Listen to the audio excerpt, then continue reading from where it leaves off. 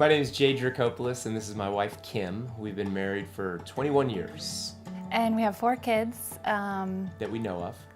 4 kids that we know of, 15, 14, 10, and 9. We've been going to Reston Bible Church for 18 years. So we moved into this neighborhood about 15 years ago.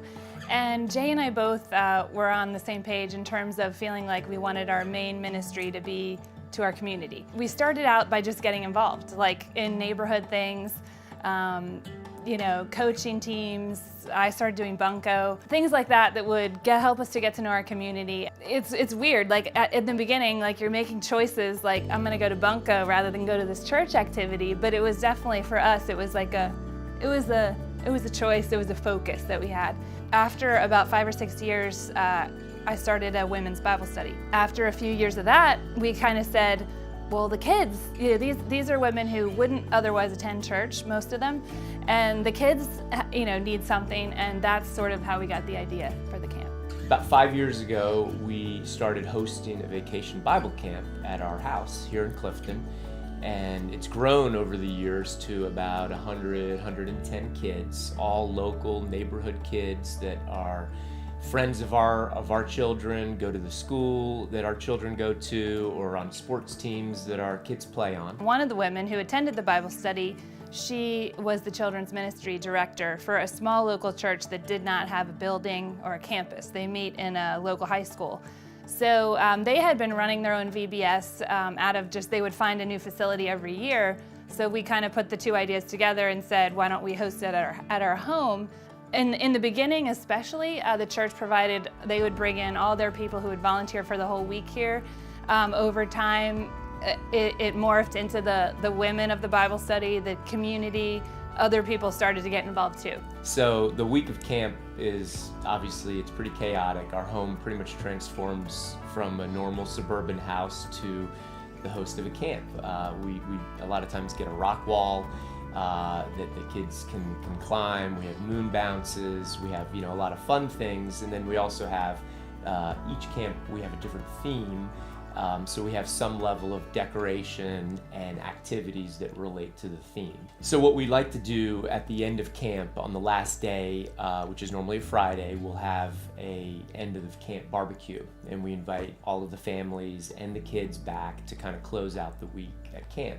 Normally I give a little closing talk at the end, kind of telling the parents, what the kids have learned this week, what our focus has been, and what the theme has been, and just overall just telling them that we do this not for ourselves but for the glory of God.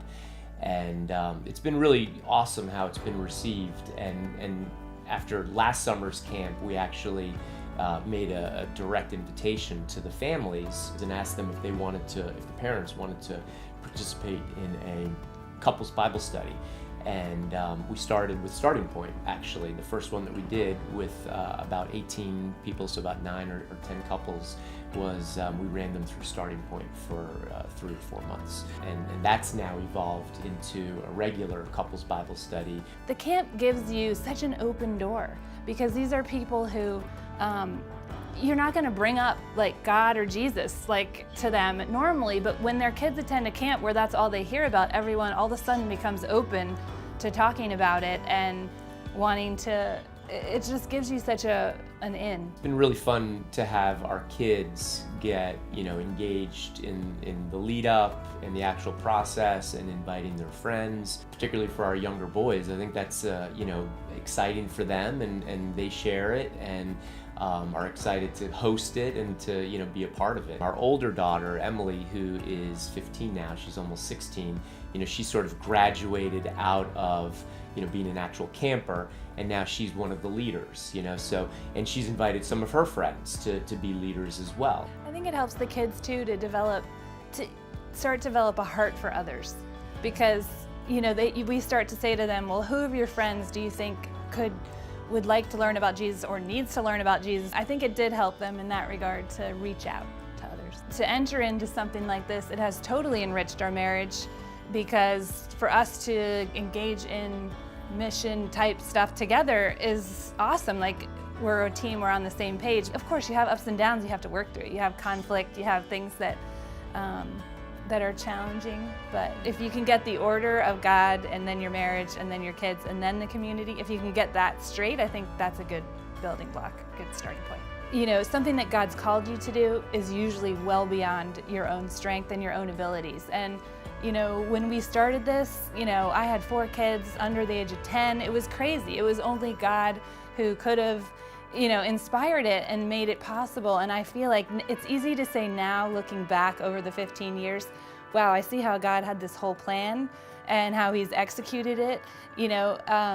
But when you're in the midst of it and you're like, how could I possibly do that? It's hard to see that, but just going forward in faith and He provides. When it's His thing, He provides. You know, it's amazing to watch how He does it.